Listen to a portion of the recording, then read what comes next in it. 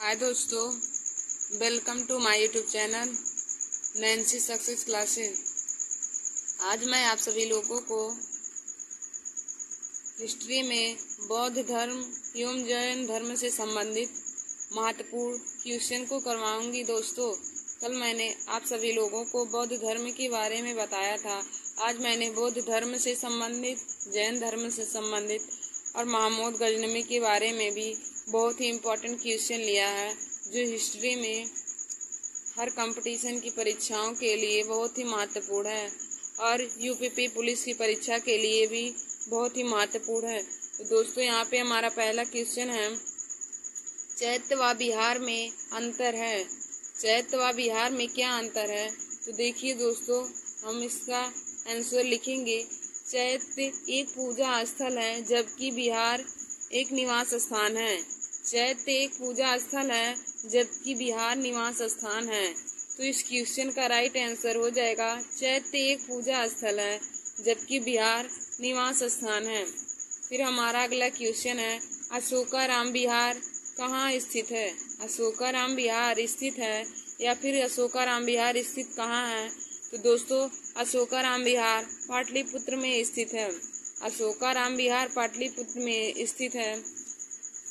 फिर हमारा अगला क्वेश्चन है, बुद्ध शब्द का क्या अर्थ है? बुद्ध शब्द का क्या अर्थ है?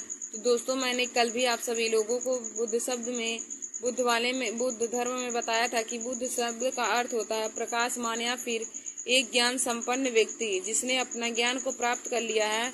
तो बुद्ध शब्द का अर्थ होता है एक ज्ञान संपन्न व्यक्ति। फिर हमारा अगला क्वेश्चन है, बुद्ध का जन्म किस क्षत्रिय कुल में हुआ? बुद्ध का जन्म किस क्षत्रिय कुल में हुआ? तो देखिए दोस्तों, बुद्ध का जन्म शाक्य कुल में हुआ था, क्योंकि उनके पिता शुद्धोधन शाक्य कुल के प्रधान थे। तो बुद्ध का जन्म भी शाक्य कुल में ही हुआ था। बुद्ध का जन्म शाक्य कुल में हुआ और बुद्ध शब्द का अर्थ है एक ज्ञान संपन्न व्यक्ति। और दोस्तों, यदि पूछे कि बुद्ध का बचपन का नाम, तो हमने आप सभी लोगों को बताया था कि बुद्ध के बचपन का नाम सिद्धार्थ था और उनका जन्म 563 ईसा पूर्व लुम्बिनी गांव नेपाल में हुआ था। उनकी माता का नाम माया देवी और पिता का नाम शुद्धोधन था। फिर हम लोग आगे देखेंगे, सारनाथ में बुद्ध का प्रथम प्रवचन क्या कहलाता है? सारनाथ में बुद्ध का प्रथम प्रवचन क्या कहलाता है? तो दोस्तों, सारनाथ में बुद्ध का प्रथम प्रवचन धर्म चक्र प्रवर्तन कहलाता है। और देखिए दोस्तों, हमने आप सभी लोगों को बताया भी था कि बुद्ध ने अपना सबसे प्रथम प्रवचन कहाँ दिया था। बुद्ध ने अपना प्रथम उपदेश कहाँ दिया? तो प्रथम उपदेश सारनाथ में दिया था। और सारनाथ में बुद्ध के प्रथम प्रवचन को धर्म चक्र प्रवर्तन कहा जाता है। तो हमने यह सब भी आपको कल वाले वीडियो में बताया था। फिर हम आगे देखेंगे, बौद्ध धर्म पिटकों की भाषा क्या थी? बौद्ध धर्म पिटकों की भाषा क्या है? तो दोस्तों, बौद्ध धर्म पिटकों की भाषा पाली है।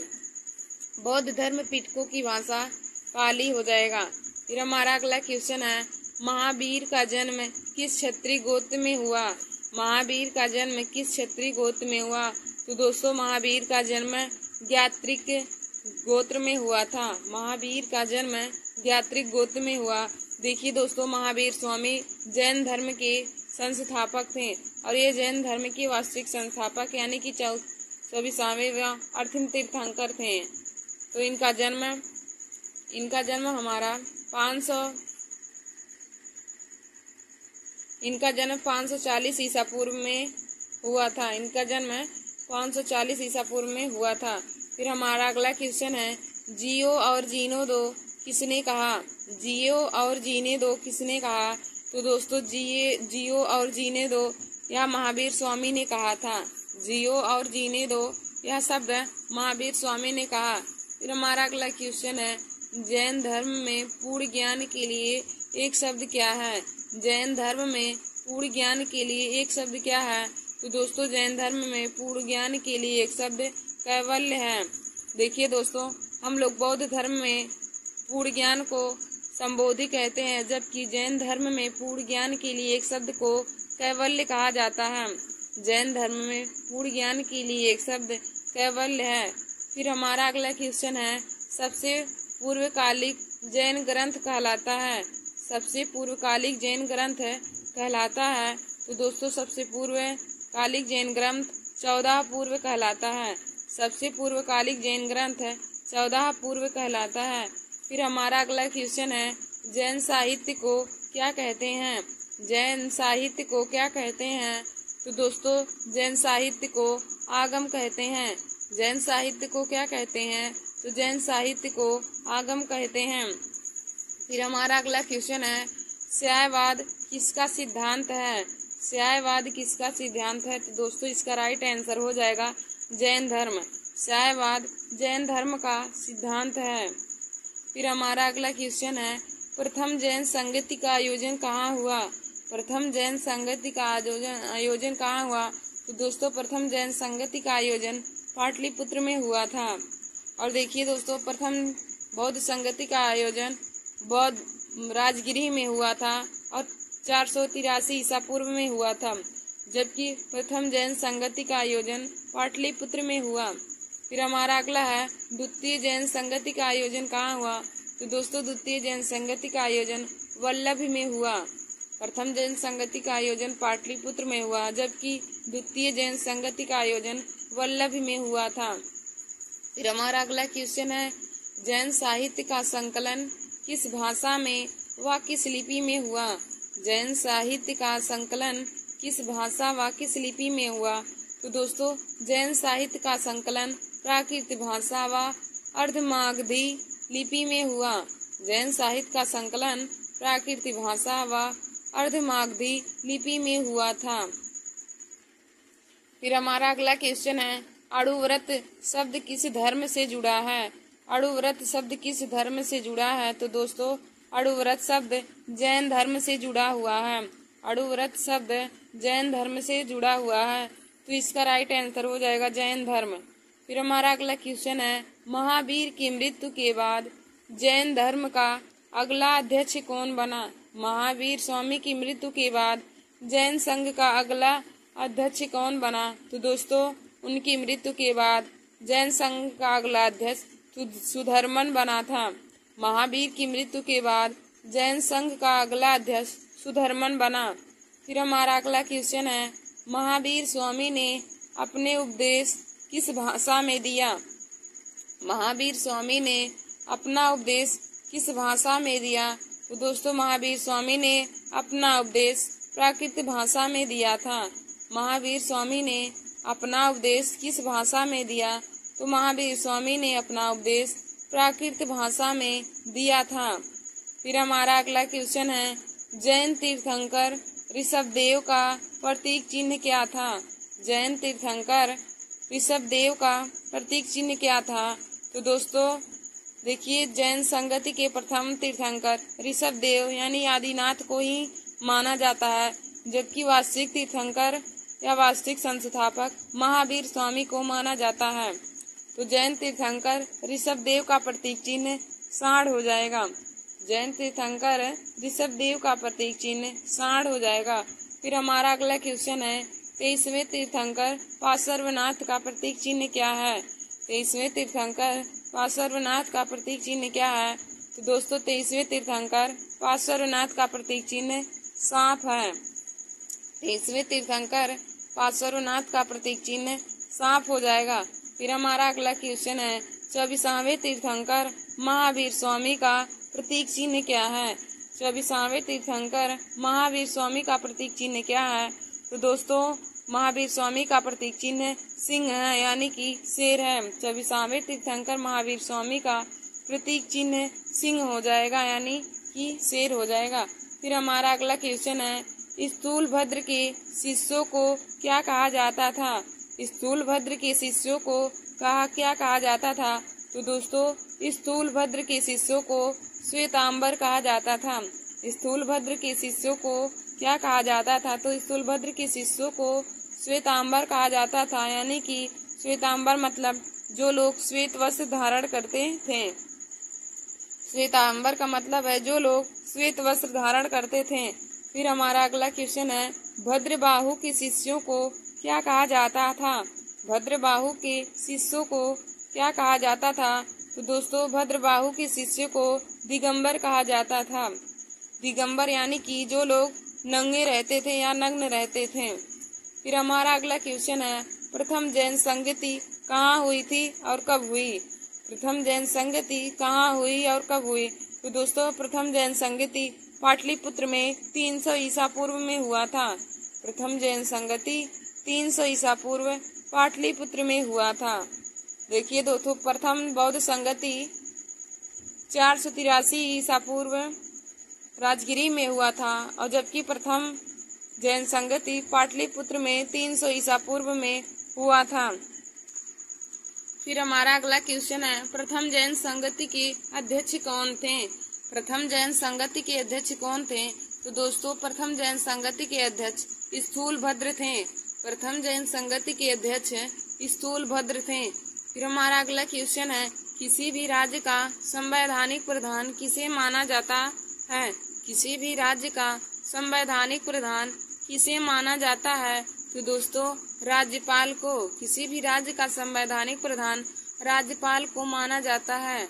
हमारा अगला क्वेश्चन है, भारत में सरकार संसदीय प्रणाली कहाँ से ग्रहण की?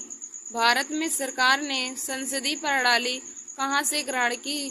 तो दोस्तों भारत में सरकार ने संसदीय प्रणाली ब्रिटिश संविधान से ग्रहण की थी। भारत में सरकार ने संसदीय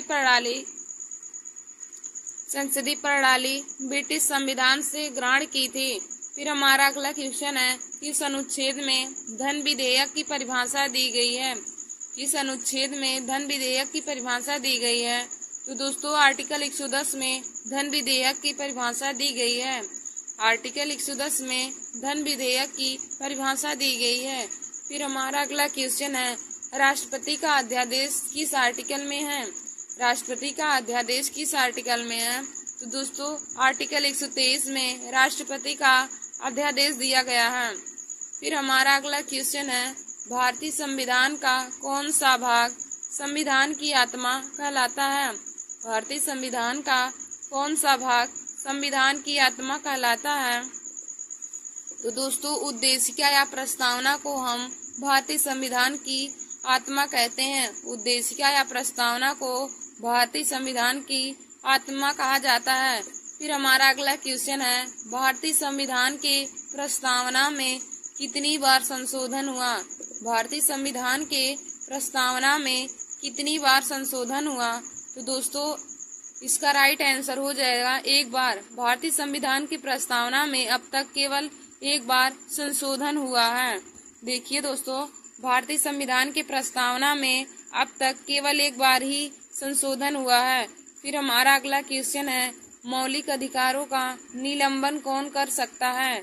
मौलिक अधिकारों का निलंबन कौन कर सकता है? तो दोस्तों इसका राइट आंसर हो जाएगा राष्ट्रपति। यानी कि मौलिक अधिकारों का निलंबन राष्ट्रपति कर सकता है। मौलिक अधिकारों का निलंबन केवल राष्ट्रपति ही कर सकता है। फिर हमारा अगला क्वेश्चन है, संपत्ति का अधिकार क्या है? संपत्ति का अधिकार क्या है?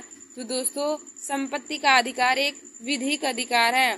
देखिए दोस्तों भारतीय संविधान के भाग 3 में मौलिक अधिकार के बारे में दिया गया है। तो मौलिक अधिकार हमारे वर्तमान संविधान में 6 प्रकार के हैं। मूल संविधान में मौलिक अधिकार 7 प्रकार के थे, जिसमें हमारा पहला समानता का अधिकार, स्वतंत्रता, फिर दूसरा स्वतंत्रता का अधिकार, तीसरा शोषण के विरुद्ध अधिकार, शिक्षा संबंधी अधिकार, कहीं पर जाने आने की स्वतंत्रता, फिर अधिकारों, अभिव्यक्ति एवं संविधान की आत्मा का अधिकार। फिर हमारा 7वां था संपत्ति का अधिकार। लेकिन हमारे वर्तमान संविधान में संपत्ति के अधिकार को हटा दिया गया है और संपत्ति के अधिकार को हटाकर उसको विधिक अधिकार बना दिया है। तो वर्तमान संविधान में 6 मौलिक अधिकार हैं और जबकि संपत्ति के अधिकार को विधिक अधिकार माना गया है। तो दोस्तों संपत्ति का अधिकार हमारा एक विधिक अधिकार है। फिर हमारा अगला क्वेश्चन है, संसद के 2 सत्रों के बीच अधिकतम कितना अंतराल दिया जा सकता है? संसद के 2 सत्रों के बीच अधिकतम कितना अंतराल दिया जा सकता है? तो दोस्तों 6 महीने का। इस क्वेश्चन का राइट आंसर हो जाएगा 6 महीने का। संसद के 2 सत्रों के बीच 6 महीने का अधिकतम अंतराल होता है। फिर हमारा अगला क्वेश्चन है, बौद्धों का सबसे पवित्र त्योहार कौन सा है? बौद्धों का सबसे पवित्र त्योहार कौन सा है? तो दोस्तों बौद्धों का सबसे पवित्र त्योहार वैशाख पूर्णिमा है। बौद्धों का सबसे पवित्र त्योहार वैशाख पूर्णिमा है। फिर हमारा अगला है, बौद्ध धर्म का परम लक्ष्य क्या है? बौद्ध धर्म का परम लक्ष्य क्या है? तो दोस्तों बौद्ध धर्म का परम लक्ष्य निर्वाण है। और निर्वाण का अर्थ जीवन मरण चक्र से मुक्त हो जाना। निर्वाण का अर्थ होता है जीवन मरण चक्र से मुक्त हो जाना। फिर हमारा अगला क्वेश्चन है, गजनी साम्राज्य की स्थापना किसने किया एवं उसकी राजधानी क्या है? गजनी साम्राज्य की स्थापना किसने किया एवं उसकी राजधानी क्या है? तो दोस्तों गजनी साम्राज्य की स्थापना अल्पतगीन ने किया था। गजनी साम्राज्य की स्थापना अल्पतगीन ने किया था तथा गजनी की राजधानी गजनी ही है। गजनी की राजधानी गजनी ही है और गजनी साम्राज्य की स्थापना अल्पतगीन ने किया था। फिर हमारा अगला क्वेश्चन है, किस तुर्क सरदार के शासनकाल में भारत पर सर्वप्रथम बार आक्रमण किया गया था? किस तुर्क सरदार के शासनकाल में भारत पर सर्वप्रथम बार आक्रमण किया गया था?